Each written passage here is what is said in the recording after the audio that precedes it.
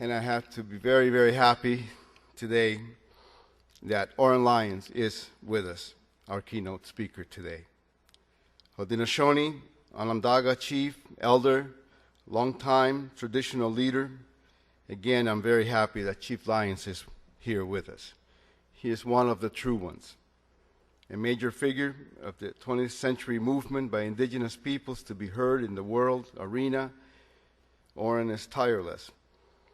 As a young man, it fell on Oren, or to Oren, the duty to represent and articulate the ancient messages of his culture, and he was already an esteemed elder when in 1977, at the foundational meeting of Native peoples at the United Nations in Geneva, Switzerland, he opened that historic forum with the indigenous peoples' call to consciousness, as Tim Johnson was mentioning, about the impacts of industrial society on the natural world, what we recognize, again, as our Mother Earth. This was a truly stunning moment in 1977, a moment of instruction to the many European and international dignitaries and social activists looking on the Indians that day in Geneva. And Oren was a carrier of those thoughts on that day. Faithkeeper of the Turtle Clan of the Onondaga Nation and a member of the Council of Chiefs of the Haudenosaunee, Oren Lyons serves on the executive committee of the Global Forum of Spiritual and Parliamentary Leaders on Human Survival. Chief Lyons is a scholar, an author, and contributor to numerous books, including Voice of Indigenous Peoples and Exiled in the Land of the Free, Democracy, Indians, and the U.S. Constitution. Ladies and gentlemen, please help me welcome Oren Lyons.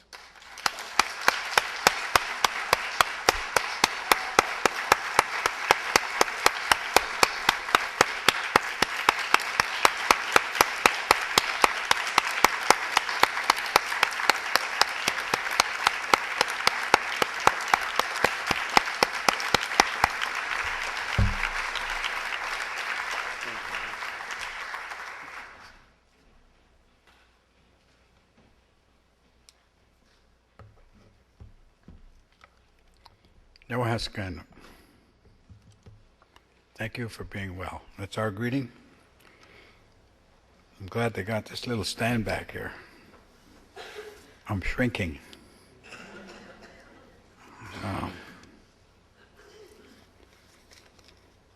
There's a lot going on today, as you know. On September 12th, 2007, the indigenous peoples of the world were still referred to in the United Nations as populations. We were not peoples in the vernacular of the United Nations. We were populations. Populations are not eligible for human rights.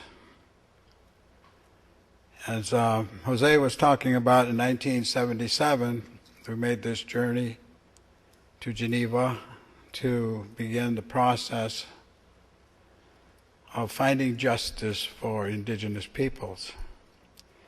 We left this country because there was no justice here. We had to get out of the box, and we did.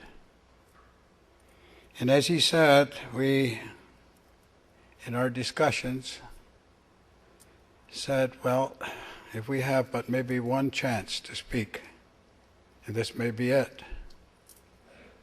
then what shall we speak about? This was the discussion at the Six Nation meetings. And it was clear that if we only had one chance to speak, then we would have to speak on behalf of Mother Earth, putting our own interests aside, because we are so dependent to everybody's well-being that we should speak to the fundamental issue of the health of the earth. Not so much for the health of the earth itself, but for our well-being. To understand the earth and to understand these great systems that govern life here, It's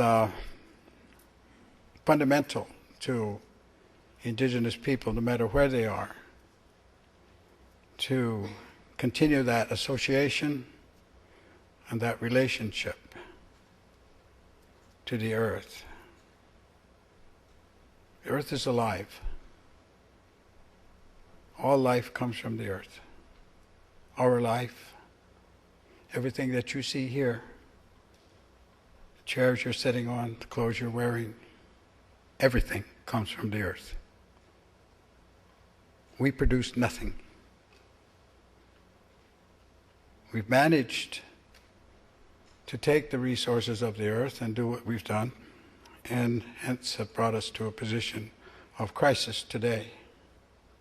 Serious crisis. Way beyond what people are willing to look at. And so when we spoke some 31 years ago, Geneva, we spoke to the issue of relationship and to the issue of respect, because that's the only way that we know how to maintain some of the integrity that it requires to keep the earth in balance. So balance is the key, and also understanding the powers of the universe that controls our lives and our well-being. We are part and parcel, as we said, of this creation. We're not the leaders, although we have great, great responsibility. Because of our intellect and because of our capabilities, we're responsible. And that's been the instruction of all of our Indian nations, Indigenous peoples, wherever they are. They've always talked about responsibility. And so, some 1,000 years ago or more, on the southeast shore of Onondaga Lake, great peacemaker instructed our leaders at that time to make our decisions on behalf of the seventh generation. That was a discussion about responsibility to the future. In today's times, leadership is not looking to the seventh generation. Leadership is self-centered, selfish, focused on ourselves, focused on the human being, and as such we have brought ourselves to a great crisis. Now the earth itself, when I was a little kid, I didn't understand a lot of things. And my brother, we were just less than a year apart. He knew this, and he used to scare the heck out of me all the time. He would say, and nickname at that time was Sonny. He'd say, "Sonny." I said, "What?" "The world's coming to an end." And I would go crazy. I'd get scared, and I'd be thinking all of these things. We're just little kids, and he would laugh. And later on, we come to that point, where they talk about the world coming to the end. And over the period of time that I've learned, by travel and by participation in ceremonies, the world is not going anywhere. There's no end to this world. There's just an end to us. We're the ones. That's the crisis we face. And we said that if it is the case that we, by our own hand, eradicate life as we know it, then that's what we've done. The earth itself doesn't care at all. And if we did that, then we would regenerate, the earth would regenerate, and in time all these rivers and oceans would become clean again, air would be clean, because it has all the time in the world. It'll do that. regardless of what we do. This is an old earth. It's gone through a lot of phases. And as my late friend, good friend, John Mohawk said, well, the way I see it, he says, people are still a biological experiment. It's up to us. We have this enormous ego. It's amazing, the ego that we carry, that we consider ourselves to be the leaders, that we consider ourselves to be what everything revolves around. And yet if you step back and look at the universe, you see that we're revolving. And it doesn't take very long, if you move away from the earth, for the human species to become a speck and to disappear. You don't have to get very far away. So we're these little mites populating the earth, overtaking the earth, out of balance. 58 years ago, 1950, there were 2.5 billion people in the world. Took over 400 million years to get there.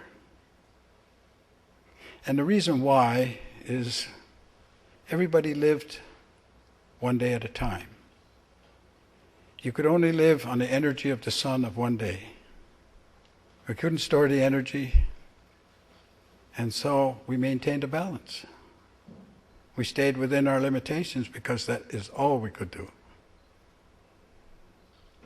And then we discovered energy. And the great industrial revolution, 1860, 1850, electricity, storage of power. And then you can see the graph, right from there, begin to climb. And with that graph climbing, climbed the population. Almost precisely the same graph. Because the more energy we produce, the more people we produce. And so today, in 58 years, our population is somewhere around 6.7 billion. In 58 years, tripled population of the world. And I can tell you quite frankly, that is not sustainable. The earth will bring balance, because that's what it does. It'll do it through disease, it'll do it through crisis, lack of food, lack of resources, exploitation of energy. Business as usual is over. And you better understand that. And you better work with that idea. If your children will have any kind of a good life, business as usual is over. We can't do what we've been doing. This mantra that I hear from this government, economic development, development, development. No. Finite. Resources are finite. Water is finite. We have a short life. And we're facing a serious crisis. And yet, the attention of America today is, well, let's say, is Boston going to beat L.A.? We know all about that. We know about Kobe Bryant. Nobody does. We don't know a damn thing about what's really facing us. Don't want to look at it. Well, as leaders, it's our work, responsibility to see in the future. When we sit in the council at the Longhouse, we speak to each other across the fire. Swayaniso and Jokwa, our brothers across the fire. Swayaniso. What does that mean? Oh, well, it means leaders, it means the chiefs. And I said to my uncle, no, what does it really mean? Oh, he says, it's an old word. It's an old word. You're going to make me work, he said. Well, he said, the best that I can think of is you who see far in the future. So we remind ourselves across the fire that we are supposed to be looking to the future. And Johokwa, listen, we are about to speak. One of respect and one of responsibility. Leadership should be looking into the future. This country needs regulations severely. It's brought itself to this crisis by its deregulation. Governments are supposed to work for the people. They said big government is bad. Well, it's bad for business. And if they can get you the same thing, and you can say it, well, you do their work, don't you? No, they need regulation, as you can see. It's playing out, but at what price? Finally, do we see it? Very flawed system. Very flawed. Can't apply it anymore. Business as usual is over. Instead of competition, it's got to be cooperation. We have to cooperate now. Everybody. We can't have this racist fight anymore. We can't have the luxury of racism because we as human beings have to get together for survival now. No, there's no time for that. Or wars, or the cost of wars. Putting this enormous financial burden on your grandchildren, these leaders, so-called leaders of today, criminals, should be in jail for what they're doing to our future and to children. Well, when we raise leaders in the Longhouse, it's an amazing day. The process is long. And we hear the rules and we hear the laws. And at some point, there's instructions given. And people are reminded what the duties are of the faith keepers and the clan mothers and the Hoyane, the Swayanissa, what their duties are. But then when the speaker speaks to the people have the most duties. And he speaks the longest to the people. And it's always that way. It is your responsibility. The leaders will follow what you say. They can't lead if you're not going to follow. It's your responsibility to do the work. The backbone of any nation are the people. If you're going to stand there and wait for somebody to lead you, you're going to wait a long time.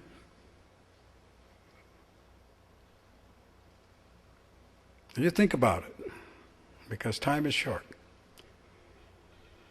Time now is a factor. We are fast approaching a tipping point. Now I think, with the words that opened up this event today, instructions, spiritual values, support, of cooperation, putting our minds together as one mind, one body, one heart. Peacemaker's instructions comes unity and strength. So we have to work together now. We have to join all the forces of nature, because ultimately the forces prevail. When the peacemaker planted the great tree of peace, he said, this great white pine that reaches to the sky, 4 white roots of truth in the 4 directions of the earth. those people who have no place to go can follow the route back to its source and come under the protection of the great leaves, spiritual leaves of the great tree. And he looked at the leaders and the people and he said, this tree represents the spiritual laws of the universe. And you do not challenge those laws because you will not prevail. 1,000 years ago, he told us, do not challenge those laws because you will not prevail.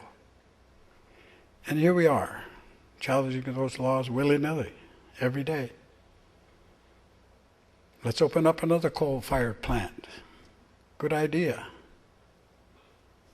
Well, how about another nuclear plant? Oh yeah, that's a good idea. Or is it? Maybe for you, but what about the future? Where's the responsibility? Where's the thinking? Well, I think we have time. Not a lot, but we have time. And looking at the young people around today and talking with them and being a teacher for 38 years at the University of Buffalo, I'm in touch. I'm in touch with the young people. They feel betrayed. They feel that people are not looking out for them. Rightly so. They're afraid. But they have energy. And they're not giving up. And we shouldn't. This is a good fight. And we should get into it. It's a positive fight. And we should get into it. For the good of the future, like the peacemaker said.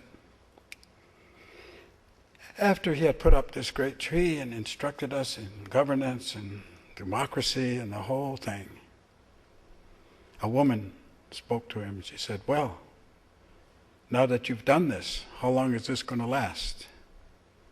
And he said, that's up to you.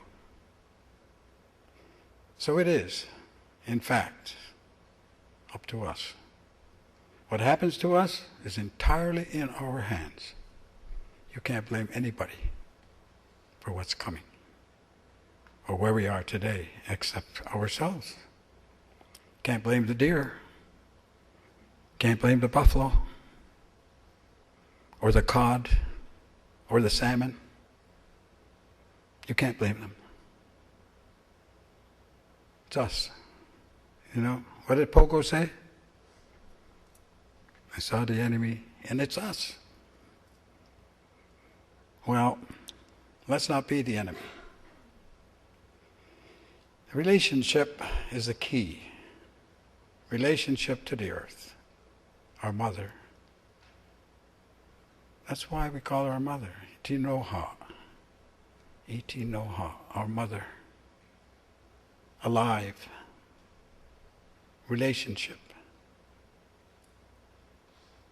Our elder brother, the sun. Our grandfathers, the four winds. Our grandfathers, the thundering voices. They're speaking today. The thundering voices are speaking today. They're telling you, this can be worse. When we give thanks to the winds, we talk about the soft winds, because we know about the strong winds. And they're here. A great spirit of life, fire, our greatest friend, greatest enemy. Water of life can take life as well. That's where we are today. 1,000 tornadoes, we're just starting. Katrina was the first of many. They'll all get worse. Economies of nations will be broken by natural disasters, not war. So you better save your money. Quit this fighting. Peace is what Peacemaker said. Peace. Peace is dynamic. Peace requires a lot of work, constant work, hard work. Peace. That's been our instructions for 1,000 years. And we're still here. Indigenous people are still here. And our philosophy is beginning to resonate now. We're being asked to speak here and there. 20 years ago, I wouldn't be speaking here in front of you. Not at all. Not at all. They don't want to hear what I have to say. Now, we're an old voice, Indigenous people, very old, very ancient. You learn by living in one place for a long time.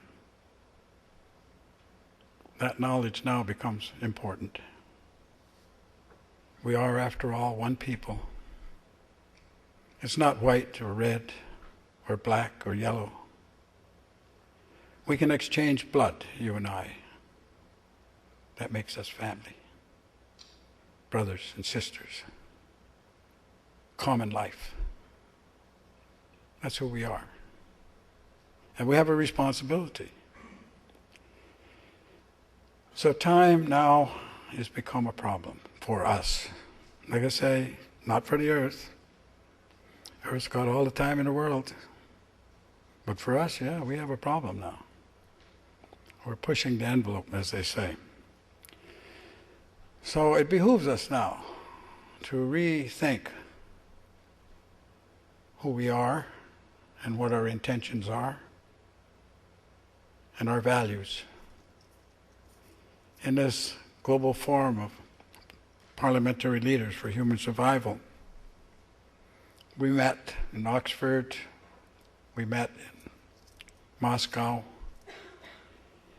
and finally in Tokyo, in 1991, we met. And the question came forward, well, how long are we going to meet? What's our conclusion here? How many times are we going to meet? What are we going to say? And so we said, well, let's make a conclusion then, and let's put it all together. And we did come to a conclusion. And it was 4 words after all of those meetings. And our conclusion was, value change for survival. Either change your values or you're not going to survive.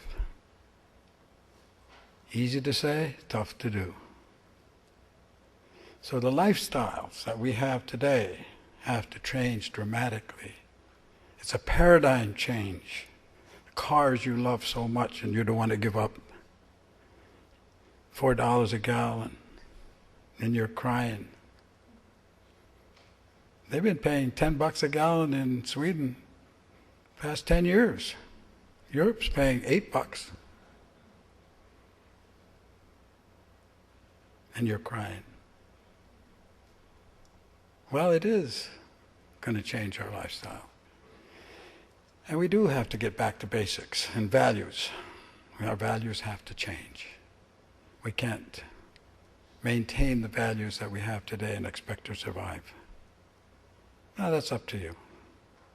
All we can do here, the survivors of a lot, Indigenous people, we've survived a lot. We can tell you, life is hard, and you have to change. But if we do have a concern, and a love for the future, and a love for our children, and a love for life, then we have no other option except to change. In spite of the current leadership in the world, in spite of it, people must step forward.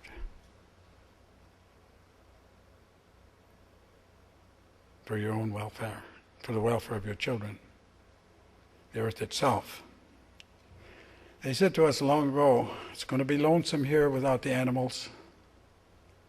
You're going to cry when they're all gone. You're going to look for them, your relatives. But we're displacing them. You can count the gorillas. You can count the tigers. and they do,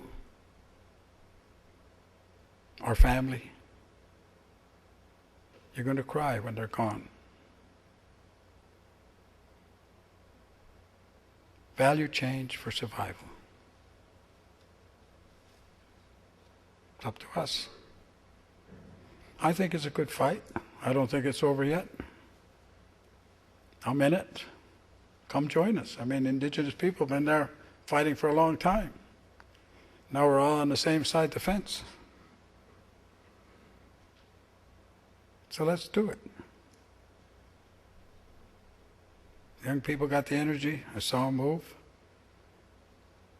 Great movement. They're looking for direction. They're looking to the elders for direction. And relationship. How do you relate to the earth? That's what you have to learn. That's what you've lost. You really don't comprehend it. You don't experience it. You intellectually understand it, but you don't experience it. You don't actually feel the love for the earth, which is important for survival, your survival, not the earth. So I would say that with the speakers coming now, you're going to hear what to do. And I would say it's up to us. It's in our hands, and whatever happens, we have no one to blame except for us. And I told you so, don't work. That don't work. What good is it? No. So with that, I'm going to end my discussion. I don't know what you were expecting. But before I do, I'm going to take your picture. And I don't want you to charge me 50 cents. When I go home to my council, they say, what do you do anyway? What are you doing out there? I said, look, I'm talking to these people. See, there they are. We're family. We're one. And it's up to us. Let's try hard. Jaga, we say. Jaga. Try hard. Taneto.